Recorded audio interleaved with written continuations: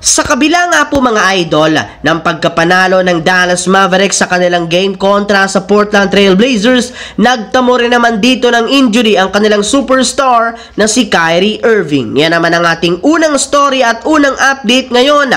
Nasasamahan ko na rin ang balitang kinumpara nga daw po si Victor Wembanyama kay Shaquille O'Neal at ang balitang balik top 1 na nga po ang Lakers simula nang bumalik ang player na magpapahinto kay Tyrese Haliburton. Kaya mga idol, tara, halina't umpisahan na natin to.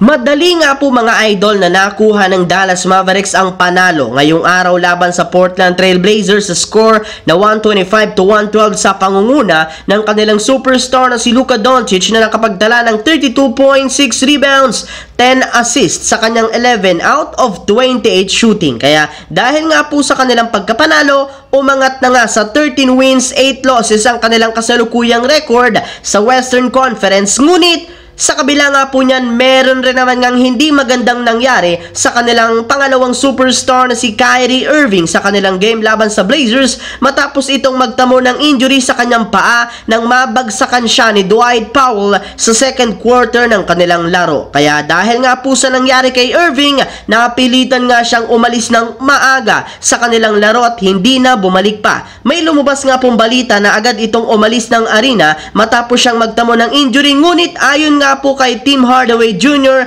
hinintay rin naman nga po sila ng kanyang teammate na si Irving sa loob ng locker room pagkatapos ng kanilang laban. At sa ngayon, hindi raw talaga maganda ang kalagayan ng paa ni Kyrie Irving. Sa katunayan, sa ilalim nga siya sa ilang mga pagsusuri bukas ng umaga para malaman nila kung gaano kalala ang injury nito at kung gaano katagal mawawala ito sa Dallas Mavericks. Samantala, dito naman tayo pumunta sa ating pangalawang pag-uusapan sa balitang kinumpara si Victor Wembanyama kay Shaquille O'Neal. Matapos nga po mga idol na matalong muli ang San Antonio Spurs ngayong araw kontra sa Chicago Bulls sa score na 121-112, bumagsak na nga sa 3 wins, 18 losses at ang masakit pa nga po dyan, tumabla na nga sila ngayon sa pinakamahabang pagkatalo na nakuha ng kanilang prangkisa sa NBA history sa pagkakaroon nila ngayon ng kasalukuyang 16 games lose streak. Kaya hindi na nga talaga nagugustuhan pa ng kanilang mga fans. Pero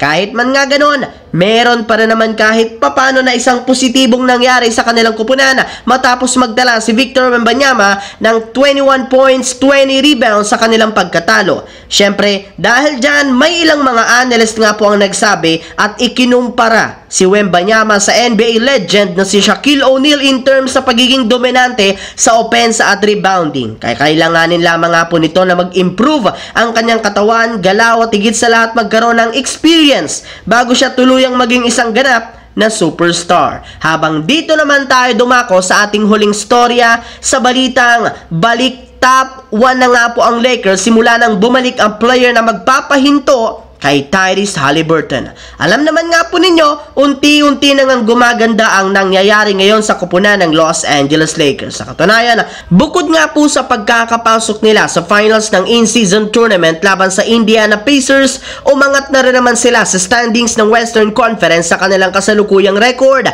14 wins, 9 losses. Maliban dyan, simula rin naman nga po nang bumalik ang kanilang mga players na nagtamo ng injury katulad ni Jared Vanderbilt, sila na nga ang itinuring ng NBA bilang best defensive team sa pagtatala nila ng defensive ratings, 96.3 points sa kanilang huling 3 laro ngayong season. Kaya nagpapatunay talaga na nag-improve ng husto ang Los Angeles Lakers simula nang maging healthy ang kanilang mga players, lalo na si Jared Vanderbilt na siyang aasahang nating magpapahinto at babantay kay Tyrese Haliburton kasama si Cam Reddish sa kanilang magiging bakbakan sa finals ng in-season tournament.